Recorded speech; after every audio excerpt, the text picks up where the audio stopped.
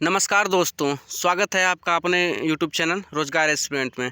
तो दोस्तों, आज हम आपके लिए लेकर आए हैं सामान्य हिंदी का प्रैक्टिस सेट, जिसमें हम आपके टॉप 37 क्वेश्चन करने वाले हैं। 37 से 38 क्वेश्चन होंगे इस क्लास में।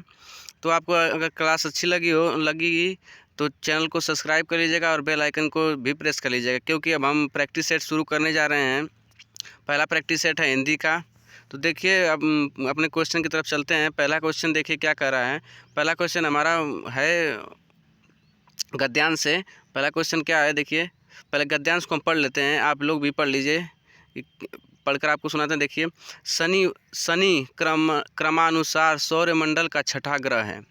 यह बृहस्पति और यूरेनस के बीच की कक्षा में सूर्य की परिक्रमा करता है। सूर्य से बृहस्पति ग्रह जितना दूर है, लगभग उतना ही बृहस्पति से शनि ग्रह दूर है। शनि ग्रह इतना बड़ा है कि इसमें हमारी 750 पृथ्वियाँ समा सकती हैं, परंतु इस ग्रह का भार केवल 95 पृथ्वियों के बराबर हैं। कारण यह है कि शनि की द्रव्य राशि का औसत घनत्व तो बहुत कम है, पानी से भी कम। अतः शनि ग्रह को पानी के किसी बहुत बड़े महासागर में डालना संभव हो तो यह उसमें डूबेगा नहीं, बल्कि तैरने लग जाएगा। सौरमंडल में सबसे कम घनत्व वाला पिंड शनि ही है। चलिए, अब हम पहले अपने क्वेश्चन की तरफ बढ़ते हैं। गद्यांश को हमने पढ़ लिया, तो पहला क्वेश्चन हमारा क्या कह रहा है। देखिए, पहला क्वेश्चन है कि शनि किसके बीच की कक्षा में सूर्य की परिक्रमा करता है। तो आप यहाँ पर देख सकते हैं कि पहला ही क्वेश्चन हमारा, यहाँ पर पहला क्वेश्चन जो है, इसका कौन सा आंसर होगा, आप लोग बता सकते हैं, अपने मन में बताइए। ये देखिए, पहला ही क्वेश्चन हमारा क्या होगा। पहला क्वेश्चन का आंसर है कि यहाँ पर देखिए, पहला ही क्वेश्चन का आंसर आपको मिल रहा है कि पहला ही लाइन में मिल रहा है आपको कि देखिए, यह बृहस्पति और यूरेनस के बीच की कक्षा में सूर्य की परिक्रमा करता है। यहाँ पर पहला ही क्वेश्चन का आंसर है, तो कौन, बृहस्पति और यूरेनस हमारा करेक्ट आंसर हो जाएगा। इसका करेक्ट आंसर है आपको बृहस्पति और यूरेनस, यानी कि बी ऑप्शन होगा हमारा। तो देखिए अगला क्वेश्चन, हम चलिए अगला क्वेश्चन देखते हैं। अगला क्वेश्चन क्या कर रहा है कि शनि की द्रव्य राशि का औसतम घनत्व कितना है। तो आप लोग आगे गद्यांश में पढ़ा होगा, ये तो सीधा ही आंसर आपको मिल रहा है कि पानी से भी कम। हमने पढ़ा था पानी से भी कम इसका घनत्व है। तो कौन सा हमारा आंसर हो जाएगा। ए ऑप्शन में ही आपको दिख रहा है, ए ऑप्शन में ही दिख रहा है कि पानी से भी कम। ये ऑप्शन को हम टिक कर आगे बढ़ेंगे। देखिए, पहला ही ऑप्शन है, पानी से भी कम। ठीक है, अगला क्वेश्चन हम देखते हैं। अगला क्वेश्चन क्या कर रहा है कि देखिए, सौर मंडल में सबसे कम घनत्व वाला पिंड है। तो यहाँ पर ऊपर गद्यांश में शनि के ही बारे में बात हो रही थी, तो हमारा करेक्ट आंसर यहाँ पर हो जाएगा शनि ही हमारा करेक्ट आंसर है। यहाँ पर शनि सी ऑप्शन में दिख रहा है, शनि ही हमारा करेक्ट आंसर होगा। ठीक है, चौथा क्वेश्चन हमारा क्या है। चौथा क्वेश्चन कह रहा है कि शनि में समा सकती हैं। तो आप शनि में क्या समा सकती हैं, चलिए आपको हम दिखाते हैं गद्यांश में। यहाँ पर देखिए, सीधे सीधे लिखा है कि शनि में केवल देखिए, शनि ग्रह इतना बड़ा है, शनि ग्रह इतना बड़ा है कि इसमें हमारी 750 पृथ्वियाँ समा सकती हैं। तो हमारा करेक्ट आंसर इसमें कौन सा हो जाएगा, कौन सा ऑप्शन हमारा हो जाएगा करेक्ट आंसर। चलिए आपको दिखाते हैं कौन सा ऑप्शन हमारा हो जाएगा कि यहाँ पर 750 पृथ्वियाँ समा सकती हैं। तो हमारा चौथा भी आंसर हो गया सही, चौथा आंसर भी हमने दे दिया। पांचवा आंसर देखिए, सौर मंडल में शनि का क्रम है। तो शनि का क्रम हमारा कौन सा है, आपको गद्यांश में लेकर चलते हैं, सीधे गद्यांश आपको दिखाते हैं कि शनि का क्रम कौन सा है हमारा। तो देखिए, पहला ही आपको पहले ही लाइन में दिख जाएगा इसका आंसर कि शनि का क्रमानुसार सौर मंडल में छठा ग्रह है। यानी कि हमारा कौन सा आंसर हो जाएगा इसमें हमारा कौन सा आंसर हो जाएगा। चलिए, इसमें हमारा आंसर हो जाएगा सी छठा ऑप्शन सी जो छठा दिया है, यही हमारा करेक्ट आंसर हो जाएगा। छठवां क्वेश्चन क्या कर रहा है। अब हमारे गद्यांश के पांचों क्वेश्चन कंप्लीट हो गए हैं। अगर आपको वीडियो अच्छी लगेगी और प्रैक्टिस सेट अच्छा लगेगा तो आप लोग हमारे चैनल को सब्सक्राइब कर लीजिए, क्योंकि हम लोग अब इसमें प्रैक्टिस सेट शुरू करने जा रहे हैं। ठीक है, तो चलिए चलिए अब छठवां क्वेश्चन देखते हैं। छठवां क्वेश्चन क्या कर रहा है कि निम्न में से प्रसिद्ध छायावाद लेखक निम्न में से बताइए। तो छायावाद लेखक ये साहित्य से क्वेश्चन है। आपको पता होगा कि आपने एग्जाम दिया होगा यूपी पुलिस का, तो हर शिफ्ट में 1 से 2 क्वेश्चन आपको देखने को मिल गए थे साहित्य से, तो इसलिए साहित्य का क्वेश्चन है। तो साहित्य के क्वेश्चन में छायावाद लेखक पूछा है, तो छायावाद लेखक हमारा ए ऑप्शन में ही दिख रहा है, महादेवी वर्मा। महादेवी वर्मा के अलावा आपको सुमित्रा नंदन भी छायावाद के ही कवि हैं, तो यानी कि हमारा करेक्ट आंसर हो जाएगा ए, महादेवी वर्मा। अगला क्वेश्चन हमारा क्या है, अगला क्वेश्चन क्या कर रहा है हमारा, अगला क्वेश्चन कर रहा है कि हिंदी वर्णमाला में व्यंजनों की संख्या कितनी होगी। तो ये तो सबको पता होगा कि व्यंजनों की संख्या क्या होगी, तो इसका करेक्ट आंसर हमारा हो जाएगा बी। अगर आप लोग भी अपने अपने मन में ही अपना आंसर मान के चलें, ताकि आप लोग को जब मैं आंसर बताऊं तो आप लोगों को पता चले कि क्या आप लोगों ने सही आंसर किया था इसका, तो इससे आपको एक अपने लेवल का पता चलेगा कि आपकी तैयारी कितनी अच्छी है। ठीक है, अगला क्वेश्चन हम लोग देखते हैं। अगला क्वेश्चन हमारा क्या है कि अखियाँ हरिदर्शन की भूखी, कैसे रहें रूप रस रांची, ये बतिया सुनी रूखी। उपयुक्त पंक्तियों में कौन सा रस है। हालांकि आपने भी ये भी देखा होगा कि हर शिफ्ट में रस के क्वेश्चन थे, लेकिन क्वेश्चन जो पूछे गए थे सीधे सीधे आपको अस्थाई भाव से मिलेंगे। लेकिन यहाँ पर देखिए क्या करा है कि एक क्वेश्चन क्या करा है कि अखिया हरिदर्शन की भूखी, कैसे रहें रूप रस रांची, ये बतिया सुनी रूखी। तो आपको हरिदर्शन की भूखी, भूखी का मतलब कि हरिदर्शन को करने के लिए आँख जो तरस रही हैं, तो यानी कि इसमें कौन सा रस आपको दिख रहा है, सीधे सीधे आपको वियोग रस दिख रहा है कि वियोग में ही दर्शन को आँखियाँ तरस रही हैं, तो वियोग श्रृंगार रस आपका करेक्ट आंसर हो जाएगा। अगला क्वेश्चन हम लोग देखते हैं।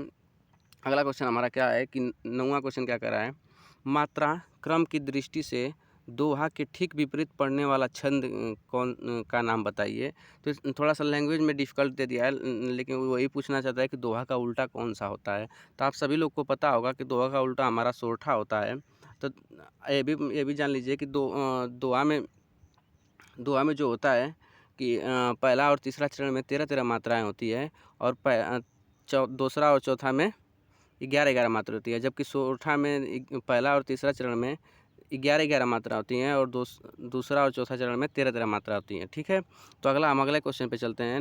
10वां क्वेश्चन हमारा क्या कर रहा है, खिली हुई हवा आई फिरकी सी आई, चल गई। ठीक है, फिरकी सी आई चल गई। पंक्ति में कौन सा अलंकार है। तो आपको सीधे ही सीधे दिख रहा है यहाँ पर कि सी आ गया है, मतलब सी आ गया है, सा आ गई है। तो इसका पहचान होता है कि हमारा कौन सा अलंकार यहाँ पर हो जाएगा, यानी कि उपमा अलंकार हमारा करेक्ट आंसर हो जाएगा। उपमा अलंकार ही हमारा करेक्ट आंसर है इसका 10वें क्वेश्चन का। तो आगे हम अगला क्वेश्चन बढ़ते हैं। अगला क्वेश्चन, उपमा अलंकार आप लोग जानते हैं कि जब तुलना होती है, उपमेय में उपमान की तुलना जब की जाए तो उसे हम उपमा अलंकार कहते हैं। तो यहाँ पर साधारण धर्म आपको मिल गया होगा, सा सी सा, तो ये सब मिल गए होंगे। तो जो आपको उपमा अलंकार के पहचान कराते हैं। तो 11वां क्वेश्चन हम अगला देखते हैं। अगला क्वेश्चन 11वां क्वेश्चन क्या कह रहा है कि घ का उच्चारण स्थान कौन सा है। ये आपको वर्णमाला से आपको एक क्वेश्चन देखने को मिलेगा कि घ का उच्चारण स्थान कौन सा है। तो घ किस वर्ग में आता है आपको, तो एक क वर्ग में आता है। तो क वर्ग में कौन सा स्थान होता है, क कहाँ से बोला जाता है, यानी कंठ से बोला जाता है। तो अगर हम इसकी बात करें कि क्या क्रम होता है, तो पहले कंठ होता है, कंठ के बाद फिर तालु होता है, तालु के बाद मूर्धा होता है, मूर्धा के बाद फिर दंत होता है, दंत के बाद ओष्ठ होता है। तो हमारा क वर्ग किस में आता है, कंठ में आता है। तो क ई वर्ग में हमारा घ आता है, तो घ हमारा किस में हो जाएगा, कंठ में हो जाएगा। तो करेक्ट आंसर इसका हो जाएगा बी ऑप्शन। बी ऑप्शन में क्या दिखा है, कंठ। कंठ ही हमारा करेक्ट आंसर हो जाएगा। ठीक है, अगला क्वेश्चन हम देखते हैं। 12वां क्वेश्चन क्या करा है, 12वां क्वेश्चन करा है किस समास में दोनों पद मिलकर एक नया अर्थ प्रकट करते हैं, यानी कि एक नए अर्थ के की ओर इशारा करते हैं। ठीक है, तो आपको पता होगा इसका करेक्ट आंसर हमारा हो जाएगा बहुब्रीहि समास। बहुब्रीहि समास में दोनों पद प्रधान नहीं होते, इसमें तीसरा ही पद प्रधान होता है। ऐसा आपने परिभाषा पढ़ा होगा, तो इसका मतलब ही ये होगा कि तीसरे अर्थ की ओर तीसरे अर्थ की ओर इशारा करता है। तो ठीक है, तो इसमें बहुब्रीहि समास हमारा करेक्ट आंसर हो जाएगा। 13वां क्वेश्चन हम लोग देखते हैं। 13वां क्वेश्चन कर रहा है क्या कर रहा है, कौन सी ध्वनि अल्प प्राण है। तो अल्प प्राण आपको पता होगा कि पहला, दूसरा और तीसरा चरण हमारा क्या होता है, अल्प प्राण होता है, नहीं वर्ग, हाँ सॉरी, पहला और दूसरा और तीसरा वर्ग हमारा जो होता है ये क्या होता है, अल्प प्राण होता है। तो अब हम यहाँ पर नहीं, सॉरी यहाँ पर गलत हो गया, सॉरी थोड़ा सा गलत हो गया। देखिए थोड़ा सा गलत हो गया, देखिए आपको बताते हैं हम। पहला और तीसरा, पहला तीसरा और पाँचवा, पहला, तीसरा, पाँचवा वर्ग ये हमारा क्या होता है, ये होता है अल्प प्राण। तो हम लोग यहाँ पर देखेंगे कि ख जो आ रहा है, ख को किस में आ रहा है, किस वर्ग में, तो ख हमारा दूसरे वर्ग में आता है, ये हमारा ऑप्शन नहीं हो सकता। ठीक है, आपको फिर ध देखिए, ध किस में आ रहा है, ते, थे, धे, यानी कि धे चौथा में आ रहा है, यानी कि ध हमारा भी नहीं हो सकता। ठीक है, यहाँ पर थ देखिए, ते, थे, यानी कि थ कौन पे आ रहा है, दूसरा में आ रहा है, यानी कि हम लोग ये थे भी हमारा नहीं हो सकता।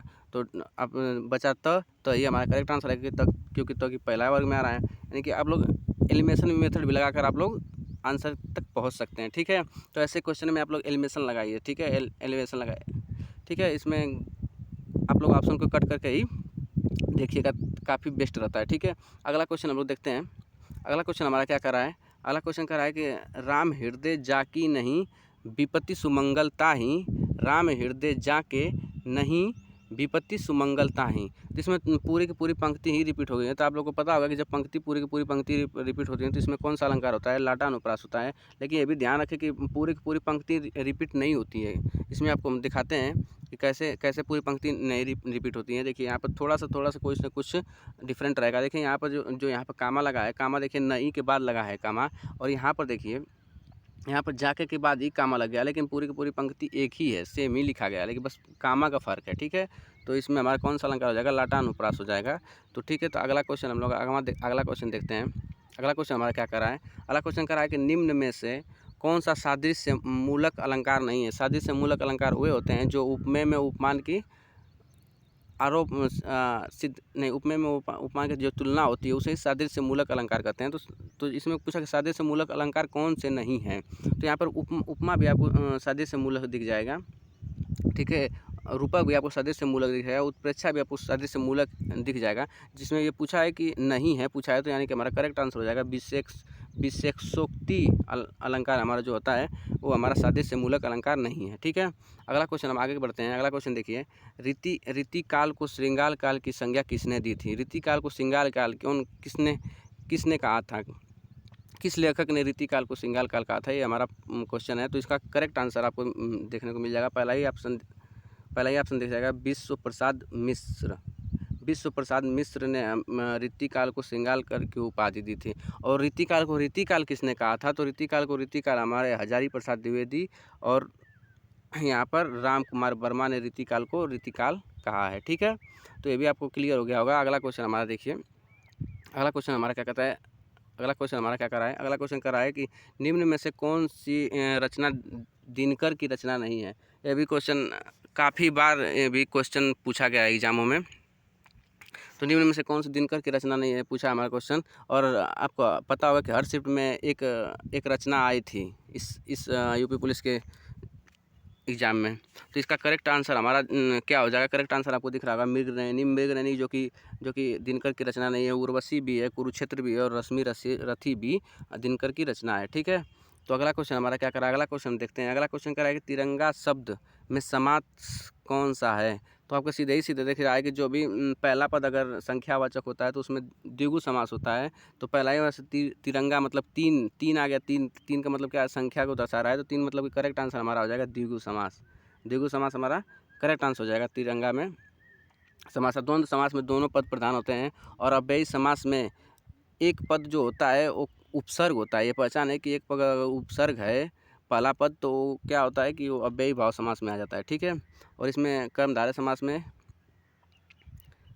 चलिए अगला क्वेश्चन देखते हैं। अगला क्वेश्चन क्या कर रहा है कि 19वां क्वेश्चन क्या कर रहा है कि किस पंक्ति में अपहनुति अलंकार है। ठीक है, तो ये तो काफ़ी नया क्वेश्चन आपको देखने को मिल जाएगा, लेकिन इसका करेक्ट आंसर हमारा हो जाएगा डी ऑप्शन में क्या कर रहा है कि यह चंद्र नहीं मुख है।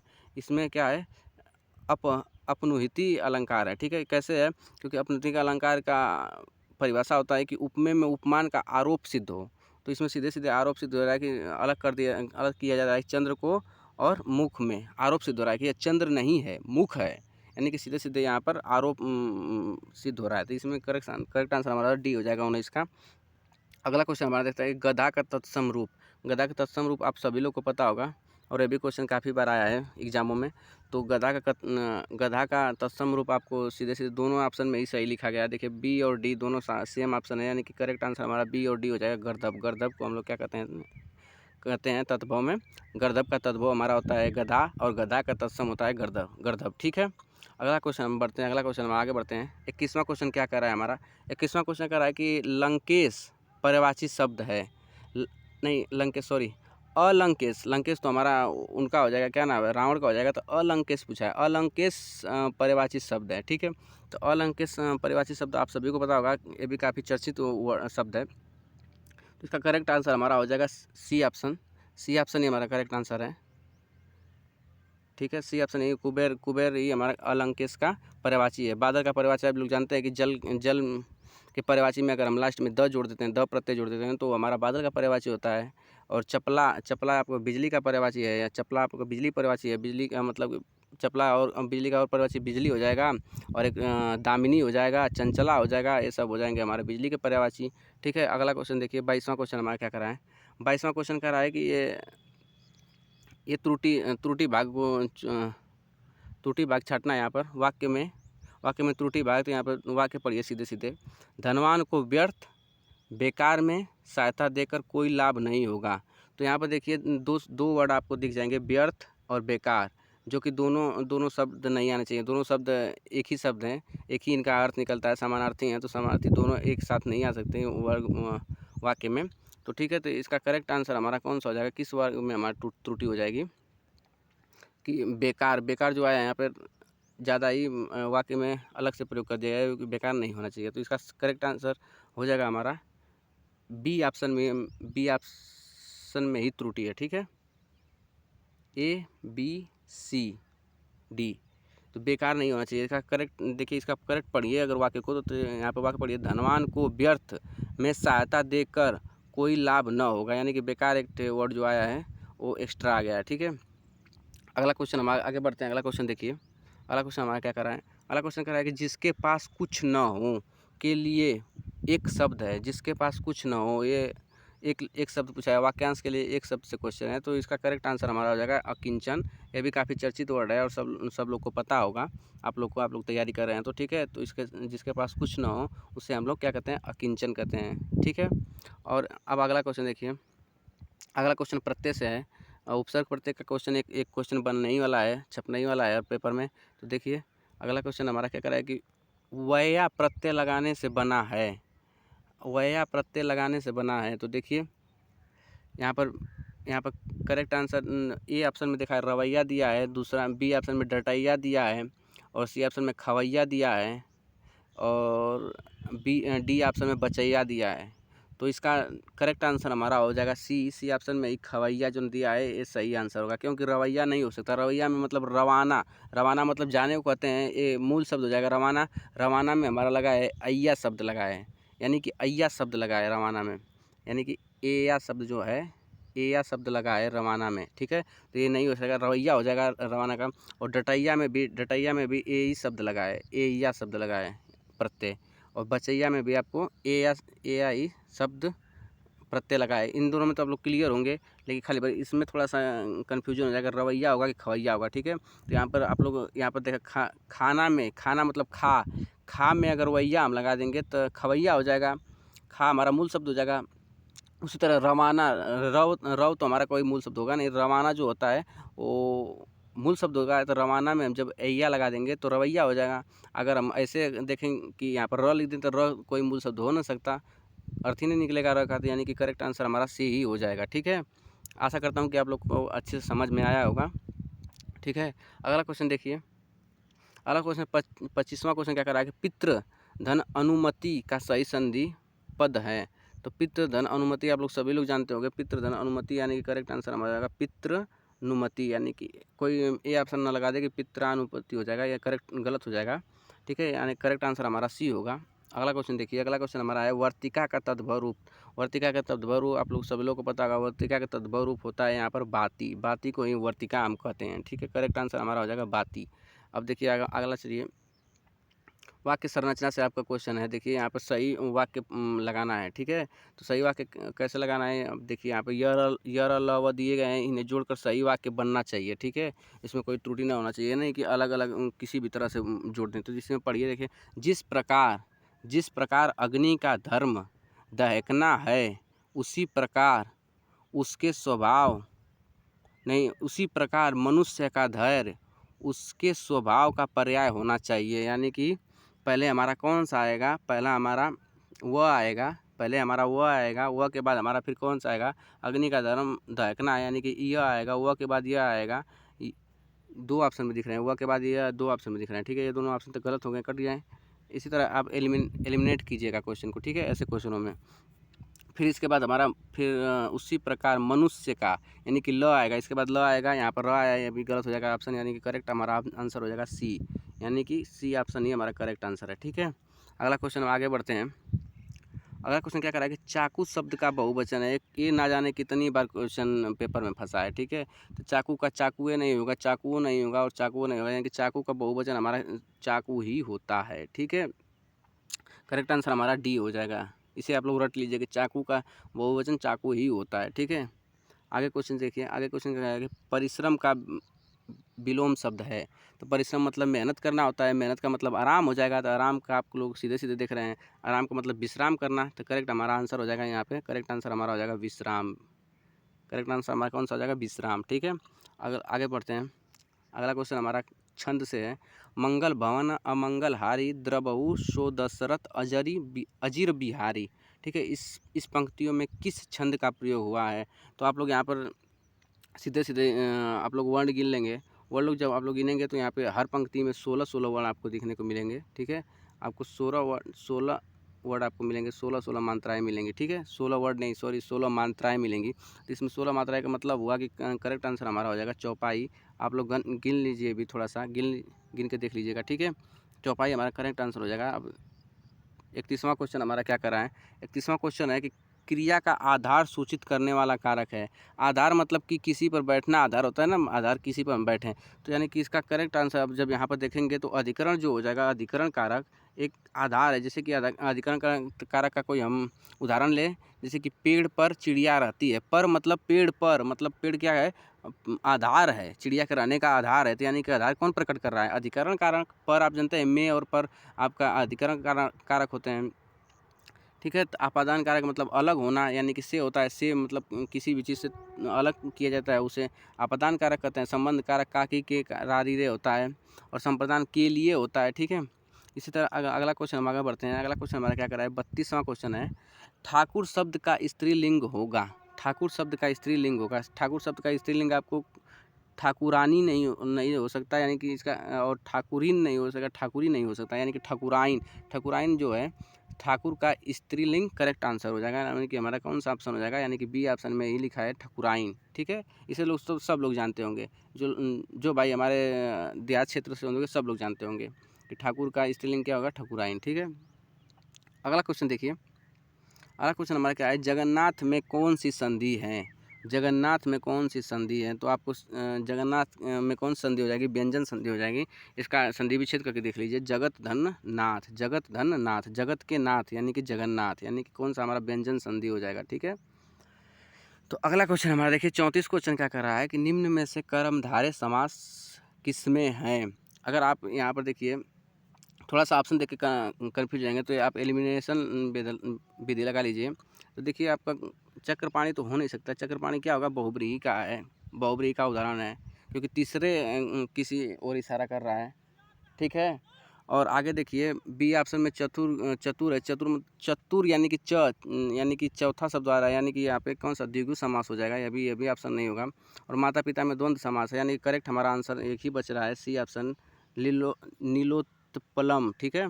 अगला क्वेश्चन हमारा क्या हो जाएगा, 35, मेढकी को जुकाम होना का अर्थ है। मेढकी को जुकाम होना का अर्थ है, इसका करेक्ट आंसर आपको देखने को मिल जाएगा, बिना योग्यता के योग्य होने का नखरा करना, ठीक है। यही हमारा करेक्ट आंसर है, बिना योग्यता के योग्य होने का नखरा करना, मेढकी को जुकाम होना, ठीक है।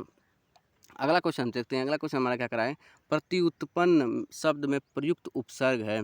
तो प्रत्युत्पन्न में आपको सही उपसर्ग, यानी कि अगर यह पूछ दिया जाए कि उत्पन्न में कौन सी संधि है, तो आपको यहाँ पर सीधे सीधे यण संधि मिल जाएगी। प्रतिधन उत्पन्न होता है इसका संधि विच्छेद, तो यानी कि प्रति आपको संधि विच्छेद करके देखेंगे तो प्रतिधन उत्पन्न, यानी कि प्रति जो हमारा है उपसर्ग हो जाएगा, ठीक है। तो करेक्ट आंसर हमारा यहाँ पे बी मिल जाएगा, प्रति, ठीक है।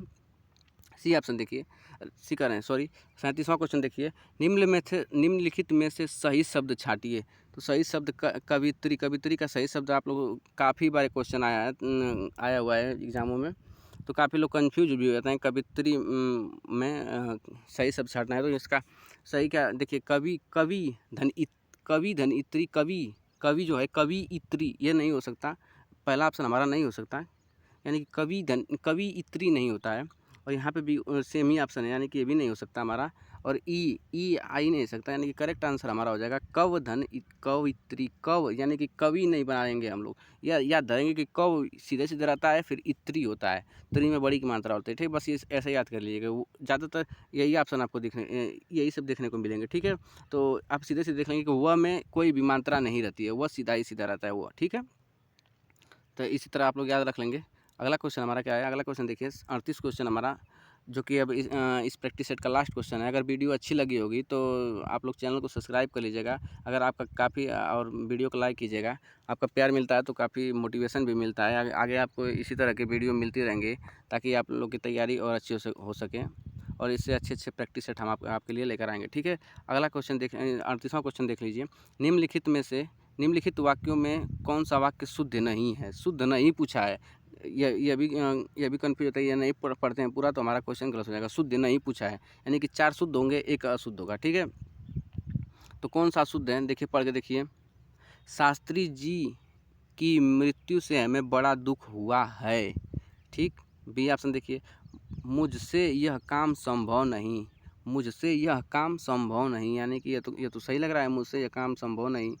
अब देखिए सी देखिए, प्रायः ऐसे अवसर आते हैं जिसमें लोगों को अपना मत बदलना पड़ता है, यानी कि यह भी सही है, यह भी सही लग रहा है। मैं जा रहा हूँ, ये भी सही है, आपको दिख रहा है। आप लोग इसे पढ़ेंगे तो आपको चारों ही ऑप्शन आपको करेक्ट दिखते हुए नजर आएंगे। लेकिन ठीक है, इसका करेक्ट आंसर हमारा हो जाएगा ए ऑप्शन में त्रुटि है। अब कैसे त्रुटि है आपको हम बताते हैं। ठीक है, देखिए पढ़िए अब इसको पहले। शास्त्री जी की मृत्यु से हमें बड़ा दुख हुआ है। अगर हम इतना ही पढ़ें, इतना पूरा पढ़ें, अब देखिए, अब फिर से पढ़ते हैं हम। शास्त्री जी की मृत्यु से हमें बड़ा दुख हुआ, यानी कि जब इतना भी पढ़ते हैं तो इतना भी हमारा इतना ही सही हमें लग रहा है कि हुआ है, नहीं हुआ होना चाहिए था। यानी कि इसका करेक्ट आंसर हमारा जो दिया है एक्स्ट्रा दे दिया है नहीं होना चाहिए था। ठीक है, ये है नहीं होगा तो हमारा ये वाक्य सही हो जाएगा। लेकिन यहाँ पर पूछा शुद्ध नहीं है, तो शुद्ध नहीं है तो इसका करेक्ट आंसर हमारा यही ऑप्शन हो जाएगा, ये शुद्ध नहीं है। शास्त्री जी की मृत्यु से हमें बहुत दुख हुआ।